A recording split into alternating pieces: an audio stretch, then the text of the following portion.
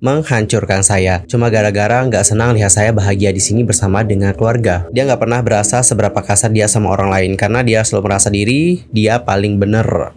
Saya tidak pernah kena penyakit apapun. Saya sehat. Saya sudah cek berkali-kali. Hai guys, I'm Mr. Kim. Welcome back to my YouTube channel. Nah guys, yang lagi nonton, bagaimana kabarnya hari ini? Apakah dalam kondisi yang baik-baik saja? Atau mungkin ada yang lagi dalam kondisi nggak baik-baik aja nih? Entah itu dengan lagi sakit, lagi galau, atau lagi banyak banget masalahnya. Apapun itu, tetap semangat ya. Jangan menyerah. Nah guys, dalam video kali ini kita bakal bahas tentang klarifikasinya Akash Elahi. Kemarin kan kita sudah ngebahas tentang Benny Alberti, yang mana dalam video itu, Benny Alberti ini seperti menunjukkan kepada kita semua bagaimana bukti-bukti bahwa Akash ini seperti bermain di belakangnya Benny. Dan terbaru, untuk Akash itu sudah memberikan klarifikasi nih guys melalui Instagram story-nya. Dan untuk lebih jelasnya langsung aja yuk kita lihat seperti apa klarifikasinya Akash. Saya nggak nyangka orang yang selama ini saya jaga menghancurkan saya. Cuma gara-gara nggak senang lihat saya bahagia di sini bersama dengan keluarga. Tapi sebelum saya bicara, saya minta maaf sebelumnya untuk semua orang. Di sini saya tidak mau menjelekkan, tapi saya ingin meluruskan. Dari pertama saya mau ini semua selesai baik-baik demi anak-anak. Karena saya tahu kedepannya udah nggak cocok, hubungannya sudah toksik dan jauh beda pemikiran. Saya capek banget tetap selalu salah terus. Tadi di story dia selalu yang dibahas soal uang dan perselingkuhan. Dan saya pertama akan bicara tentang uang. Alhamdulillah Allah kasih kita rezeki banyak banget. Dan penghasilan saya alhamdulillah jauh lebih banyak dari orang biasa. Dan saya selalu bersyukur penghasilan berbulan saya bisa ratusan juta. Wow. Dan semua penghasilan saya itu hanya untuk anak dan juga istri. Saya tidak pernah kasih uang ke keluarga saya ataupun adik-adik saya. Sampai setiap 2-3 bulan uang saya habis, sampai saya minta uang dari adik saya di Pakistan, yaitu Arslan, tidak pernah minta uang Benny. Uang Benny lebih banyak dari saya dan semua itu dia tabung. Paling sakit hati saat istri bilang saya tidak pernah menafkahi.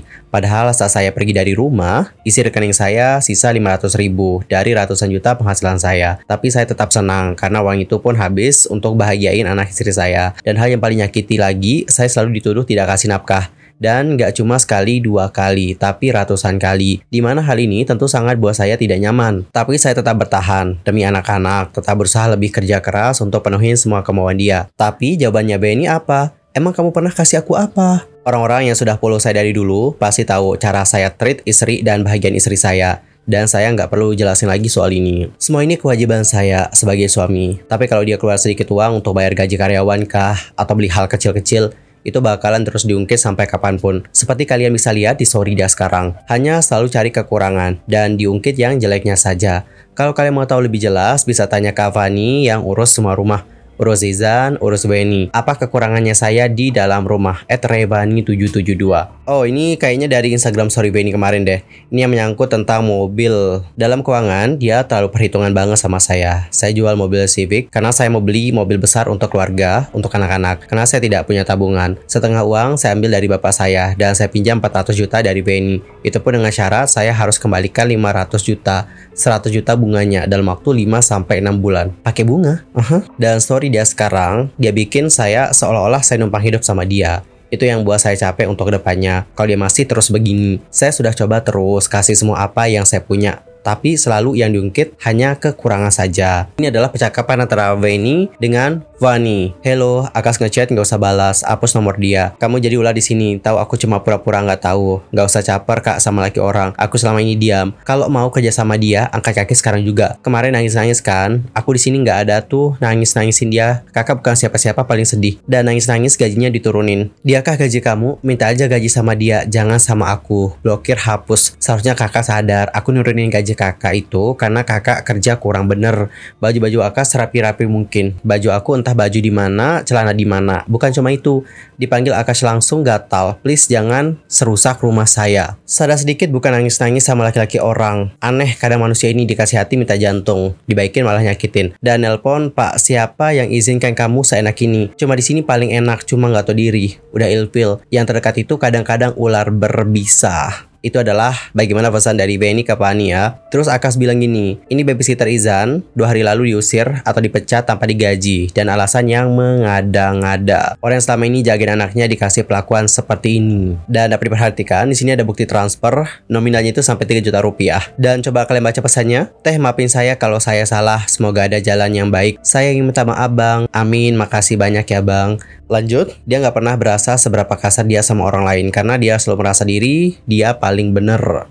Dapat dibaca di sini untuk Akash itu kayak bales pesan dari Teh Bani yang mengatakan, nanti Kak Benny marah sama Teteh katanya. Masih mikirin Benny, dia udah ngomong sejahat itu, masih mikir Benny. Benny, orang yang Teteh sayang aja bisa ngomong gitu. Aku bantu Kak Benny ngonten jam 1 malam, masak malam-malam waktu Izan ulang tahun juga. Aku yang masak semua. Tapi dia ngomong dia yang masak. Teteh dianggap apa coba? Sakit banget res, teteh waktu lahiran Azan, teteh yang nyuci ari-arinya. Teteh cuci celana dalam dia yang banyak darahnya. Kurang apa teteh ini ya Allah res. Teteh setiap pagi bikinin jamu buat dia sambil gendong Aizan. Ini adalah babysitternya Azan katanya guys. Halo bang, tadi aku nggak berangkat pergi di sini. Tadi hujan terus. Bang, sebelumnya Tia mau izin. Mungkin Tia di sini terakhir. Tahu minggu ini, tahu bulan ini mau resign. Maaf ya bang, mungkin ya. Ini maaf kali. Maaf ya bang, kalau Tia punya salah sama abang. Tia kesini baik-baik. Dan keluar pun juga harus dengan baik-baik juga. Oke bang, terima kasih untuk semuanya ya. Kalau Tia udah banyak salah ya bang. Terus dibales, ya Kak Tia makasih banyak. Boleh besok beli stok anak-anak. Ya bang, tadinya Tia mau bertahan di sini walaupun Pani udah nggak di sini. Tapi kalau udah kayak gini mungkin Tia udah nggak kuat lagi bang. Nggak sesuai dengan perjanjian. Apalagi ya kita itu udah 24 jam jagainya. Apalagi Azan sekarang udah ganteng, udah gemoy. Itu aku benar-benar jagainya. Tapi kalau udah kayak gini ya sudah semakin hari semakin nggak enak kedengarannya. Terus dibalas lagi, sumpah kakak saya juga jadi nggak enakan sama semua orang di sana. Oke, ini percakapan dengan siapa lagi nih guys? Sudah memikirkan dengan matang selama ini. Mungkin izin keluar dari Akben bulan ini ya bang. Mohon maaf sebesar-besarnya dengan keputusan ini dan juga mengganggu Bang Akash. Terima kasih banyak ya Bang Akash sudah banyak menolong dan menambahkan ilmu di Akben. Sukses dan berkah selalu ya Bang Akash. Untuk surat pengunduran dirinya sudah buat, mungkin kirim lewat PDF ya bang. By the way, ini sensor-sensor ini adalah nama dari yang ngirim pesan ke Akash. Ini semua orang yang keluar dari rumah atau mau keluar dari dia. Sadar nggak dia? Resign aja lah gue, anjir. Pas syuting sore di KNTL. Gua gara-gara HP penuh, gue udah ngomong, Kak sebentar mau ngapusin sedikit dulu. Tapi nada gue datar, masih sabar. Kok gitu? Kan Penny tahu HP-nya memory full terus ya. Sabar dulu ya Jay, kita masih di sini bingung juga gimana, kata Akashnya. Terus editornya bilang lagi, nah dia nggak sabaran, tai kucing lah si Jay. Terus dibahas lagi nih sama Akash. Bang Akash maunya juga lu ikut, tapi gimana lu? Terus mau gimana? Katanya. Nah di story ini Akash bilang, yang karyawan di rumah itu juga manusia, punya hati. Kamu sadar seberapa banyak orang yang kamu sakitin hatinya?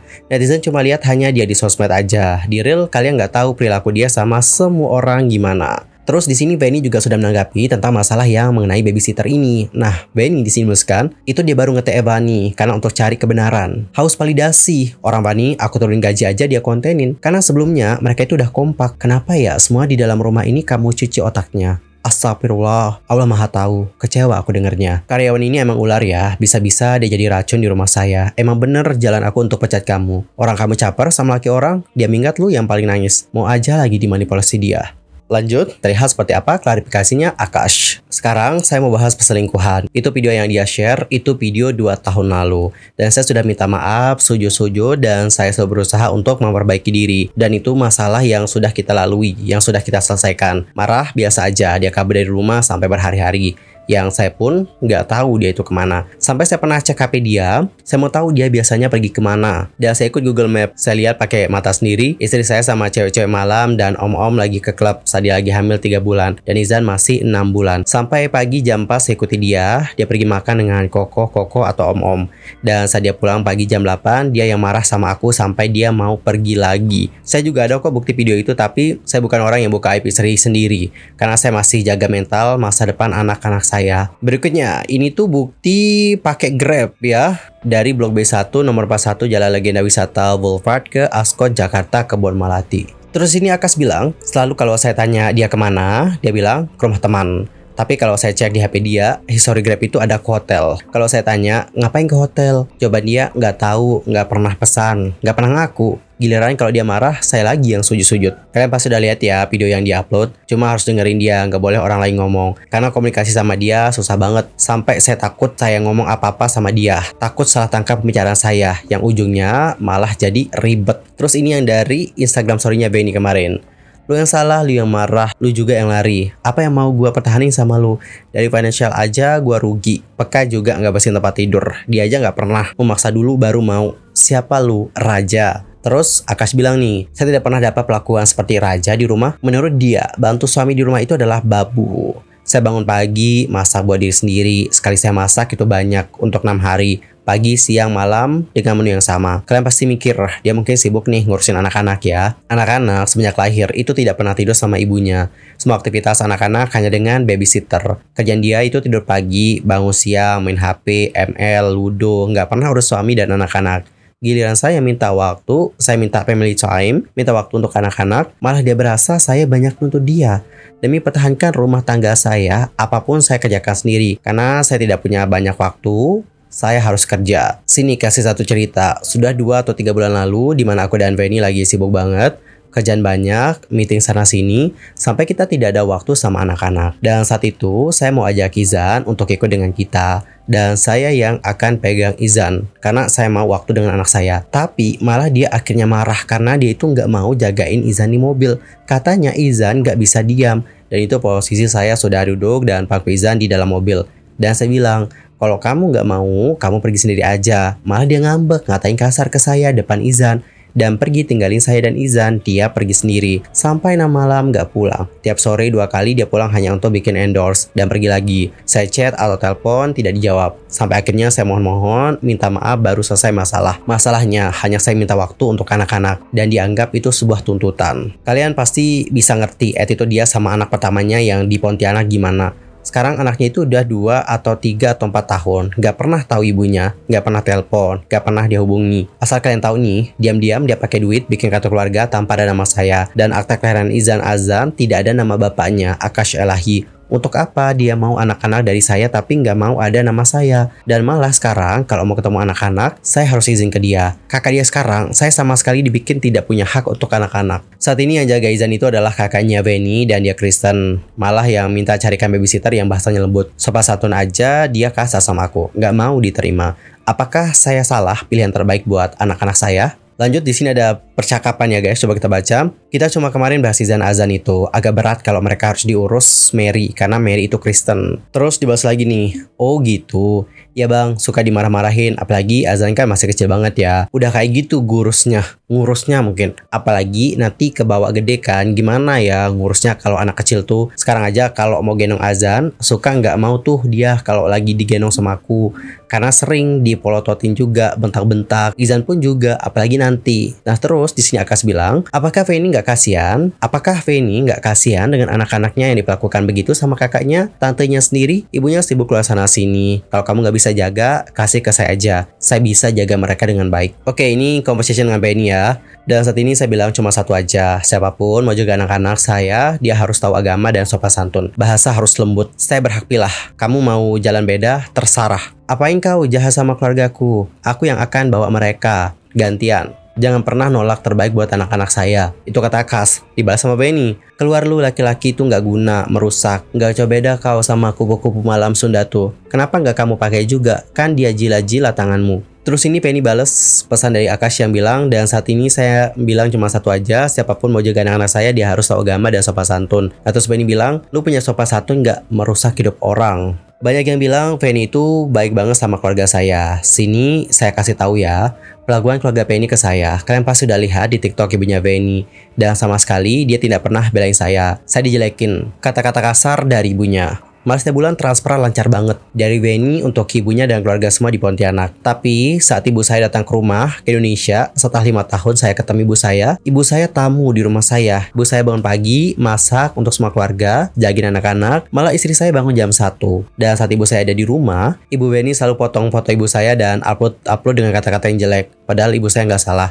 Dan saya cuma minta tolong dari Veni, kasih tahu ibu kamu, jangan bawa-bawa keluarga saya. Malah Veni marah balik dan dia bilang, ibu dia adalah urusan dia, nggak usah kasih tahu. Dan dia pergi dari rumah tinggalkan anak, tinggalkan saya sampai berapa hari nggak pulang. Dan dia pulang ke rumah setelah 3 hari jam 12 malam. Bangunin anak-anak, babysitter semua, packing barang. Dan dibilang mau pergi tinggalkan rumah bawa anak-anak. Dia berkata kasar di depan ibu saya. Suara tinggi, nada kasar, sampai buang ludah dan bilang laki-laki najis dan banyak lainnya. Ibu saya lihat heran, gemeter, melamun dan minta pulang ke Pakistan. Tapi bagaimanapun saya mau selesai baik-baik. Dan sampai sekarang keluarga saya kecewa berat dengannya. Saya mul banget, kok bisa ya dia segitu kasar sama suaminya. sampai keluarga saya nggak betah. Dia udah kebiasaan kata kasar, main tangan di umum, tampar saya depan teman-teman, udahin saya depan karyawan, babysitter. Semua karyawan di rumah adalah saksi. Dari dulu setiap kali ada masalah di rumah, ibu saya suka melamun. Kata si Akas nih guys. Berikutnya di sini ada yang reply, story-nya Akas bilang gini, kalau bikin akte anak pasti harus pakai buku nikah dong, meski ada nama bapaknya, dukcapil, nggak sembarangan tuh keluarin kalau nggak ada buku nikah. Ditulisnya anak ibu saja tanpa ada nama bapak, gitu Bang Akas. Nah di sini Akasnya bilang, saya sudah proses nih buku nikah, tapi tiba-tiba di tengah-tengah malah dibatalkan dan diam-diam nih dia itu malah bikin surat anak kedua saya yang nggak tahu kapan dan tidak ada nama saya tanpa seizin saya. By the way, untuk WNI itu sudah menanggapi tentang bagaimana statement dari Akas yang katanya meludahin dia di depan umum. Nah, di sini untuk WNI mengatakan, demi Allah, demi Rasulullah, saya bersumpah dan saya siap mati secara kafir dan dilempar ke dalam api jahanam atau neraka jahanam. Selama saya menjalani hubungan suami istri, saya tidak pernah bermain api. Ini jatuhnya keterlaluan sih ngepitahnya. Ya Allah, Kas, kamu, saya tidak pernah meludah muka dia di depan umum. Terus ini masalah yang dokumen ya teman-teman, masalah dokumen dan juga masalah anak. Nah di sini Benny bilang, lah iyalah, gue ngelahirin, gue bayarin. Masa iya lu mau bawa lari anak gue? Dokumen lu aja sembunyi, padahal mau nikah resmi. Berantem sama mak gue, gak boleh lihat dokumen. Emang dia siapa katamu? Terus lu usir mak gue. Punya etika lu. Kakak gue datang sini jaga keponakannya, diusir juga. Dan saya bikin resmi, saya juga bayar 15 juta. Saya batal karena mak saya nggak ikhlas uang hangus. Saya bikin sendiri 10 juta. Aneh kok nih, bagus lu diem. Pusing aku jelasin, lu makin jadi. Capek aku Kas. Tolong stop. Lanjut, terlihat seperti apa klarifikasinya Akash. Ya kemarin Benny upload video yang bicara tentang penyakit menular atau HIV. Saya mau meluruskan itu aja. Sebenarnya ini sih aib suami istri ya. Dan saya benar-benar minta maaf karena bicara di sore ini. Saya nggak nyangka nih dia bisa asal keluar kata HIV. Dan sampai sekarang dia itu nggak klarifikasi. Hanya asal ngomong karena emosi. Saya tidak pernah kena penyakit apapun. Saya sehat. Saya sudah cek berkali-kali. Karena dia selalu nuduh saya menularkan penyakit seks. Oke, di sini untuk Akas kemudian melampirkan bagaimana story dari Benny. Di sini tuh Benny bilang, ini bukti saya sudah terkena penyakit penular seksual. Malah dia yang ngatain bagian private saya bau katanya. Dan jika kita lihat dari story ini, Benny nggak bilang dia itu terkena HIV ya. Dia itu cuma bilang terkena penyakit penular seksual, itu aja. Terus Akas di sini bales guys, dia bilang, ini bakteri, dia kena bakteri, saya pun kena. Saya kena dari dia nuduh saya kena dari saya. Jadi intinya Akas itu kayak membantah bahwa bukan saya yang membuat dia terkena penyakit itu, tapi justru dia yang menularkannya ke saya. Berikutnya, dan itu langsung kita obati, dalam 2 hari langsung sembuh. Selama ini kita berhubungan, itu jarang banget. Terus kalau dia kena penyakit itu dari mana? Terakhir 6 bulan pun berhubungan cuma 2 kali. Itu pun saya ngemis banget ke dia. Saya tidak nuduh dia. Dia cuma biasanya ada keputihan dan udah periksa berkali-kali ke dokter. Dan kata dokter, dia itu kurang menjaga kebersihan. Tapi, dia terus nuduh saya nih, karena saya nggak rawat dia, nggak beliin produk feminim. Sedangkan saya nggak tahu produk apa yang harus dipakai. Saya minta maaf sebesar-besarnya untuk yang sudah melihat story ini. Saya tidak akan bicara seperti ini kalau dia tidak fitnah saya soal HIV. Saya nggak nyangka dia bisa asal bicara sejahat itu, mau menghancurkan hidup saya dengan fitnah ini. Saya siap cek lagi jika diperlukan. Saya harap ini bisa klarifikasi dengan hati dan juga pikiran yang sehat. Saya sudah cukup, saya tidak mau buka aib lagi tentang rumah tangga saya. Terserah dia mau buka omongan apa lagi, silahkan, puas-puasin diri dulu. Karena saya percaya nanti akan ada saatnya. Terima kasih dan saya minta maaf sekali lagi. Kemudian untuk Akas ini kayak melampirkan bukti dokumen hasil pemeriksaannya teman-teman. Ini katanya hasil dari Lab Indonesia. Dapat dibaca untuk SB-SIG, SIV, dan SCV itu non-reaktif atau negatif ya. Kemudian ini adalah hasil lab dari Pakistan. Gimana di sini dinyatakan bahwa dia itu negatif HIV. Sekarang pertanyaannya, yang penyakitan itu siapa sih? Niat saya untuk periksa semua ini bukan untuk buktikan dia salah atau saya salah. Saya cuma mau tunjukkan kalau di sosial media jangan asal ngomong. Karena di sini pola pikir orang itu beda-beda dan tidak berguna upload hal-hal begini di sosial media karena tidak ada yang bisa bantu selain diri kita sendiri. Di sini nggak ada yang bisa bantu, tapi semua orang itu cuma bisa tertawa lihat kehancuran rumah tangga kita dan masa depan anak kita. Terima kasih. Saya harap semua sudah cukup jelas. Kalian bisa nilai sendiri. Oke teman-teman, jadi seperti itulah bagaimana klarifikasi dari Akas. Dan bagaimana nih pendapat kalian setelah mendengarkan bagaimana klarifikasinya? Nanti langsung aja ya, sampaikan di kolom komentar. Ya, kita sebagai netizen cukup doakan yang terbaik saja ya teman-teman. Semoga ada jalan keluar dari permasalahan ini. Well, cukup sekian untuk hari ini. I'm Suki pamit dan aku juga mohon maaf jika ada kesalahan, baik itu dalam ucapan, sikap, tindakan, dan sebagainya. I'm so sorry banget. Dan mungkin ada kesalahan informasi, aku mohon koreksi dari kalian semua. See you next time dan selamat beraktivitas. Sampai jumpa.